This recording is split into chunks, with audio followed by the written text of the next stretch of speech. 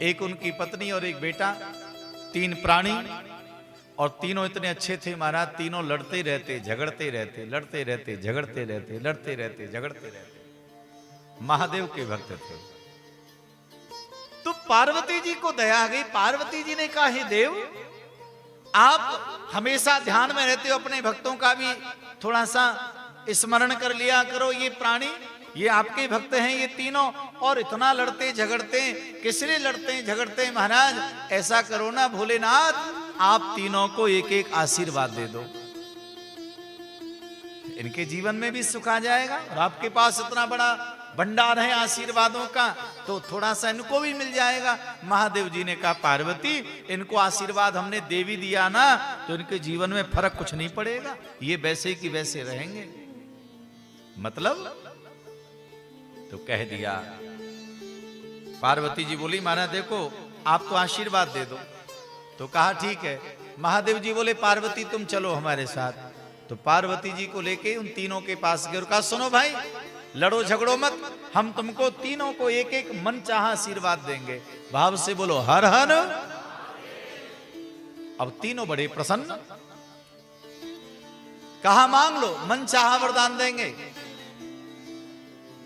अब उसकी पत्नी से कहें तो वो कहने लगी, हमारे पति पहले मांगे। पति से कहें तो बोल पत्नी पहले मांगे, वो कहे बेटा पहले मांगे।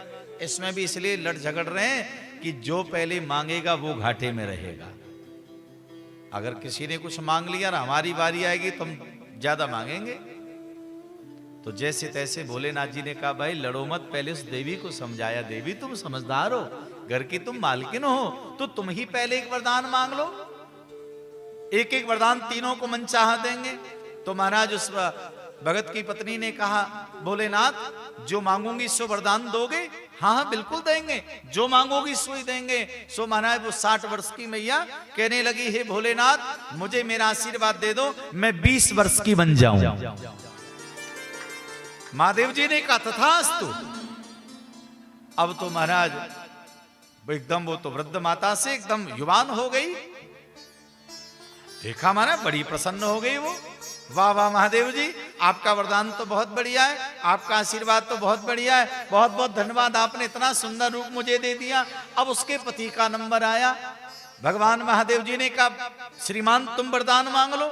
अब पति तो एकदम महाराज आग में, क्रोध रूपी आग में जलने लगा और विचार करने लगा, अभी देखता हूं मैं। अब जो वरदान मांगना चाहिए वो तो मांगा नहीं, और कहने लगा, महादेव जी मुझे ऐसा वरदान दे दो कि ये गैया बन जाए। अब बेचारी 20 वर्ष की हो पाई थी, तुरंत गैया बन गई। भगवान कहने लगे, भाई तुम दोनों के वरदान पूरे हो गए बेटा, अब तेरा वरदान बचा है, तू मांग ले, तू क्या चाहता है, तू तो कोई अच्छा सा वरदान मांग ले। बेटे ने कहा, हे भोलेनाथ, मेरी माता पहले जैसी थी ना वैसी बन जाए। कहा, तथास्तु, ऐसा ही होगा। महादेव जी ने कहा, पार्वती देखा तुमने, अब तीनों को आशीर्वाद देके जा रहा हूं, लेकिन फिर देख लो, लड़ रहे झगड़ रहे, लड़ रहे झगड़ रहे, लड़ रहे झगड़ रहे। हे भगवान, प्यार से कहो हर हर।